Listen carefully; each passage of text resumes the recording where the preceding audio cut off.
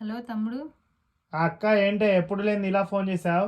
ఏం లేదురా, బావకి గుండె ఆపరేషన్ చేయాలి, ఒక 10 లక్షలు అవుతాయి, నీ దగ్గర ఏమైనా ఉంటే ఇస్తావని ఫోన్ చేశా. అవునా? అంత డబ్బు అంటే నా దగ్గర దొరకదులే కానీ అక్క, ఒక 4 లక్షలు అంటే సర్దుబాటు చేస్తా అక్క. మిగతావి నీ కూతురుని అడుగు. అయినా అంటే అన్న అంటావులే కానీ నీ స్తోమతకి మించి ఇల్లు పొలాలు అమ్మి వాళ్ళకి పెళ్లి చేయడం అవసరమా? మేమేం చేసినా వాళ్ళు కష్టపడకుండా ఉండటానికే కదా తమ్ముడు.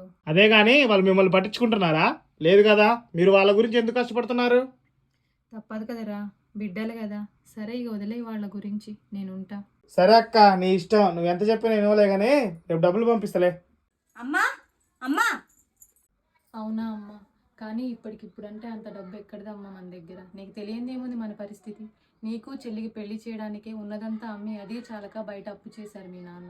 ఏమో అమ్మా, నాకు అదంతా తెలీదు. ఇప్పుడు ఆయనను కాపురానికి తీసుకెళ్లాలంటే మీరు ఆయన అడిగింది ఇవ్వాలి.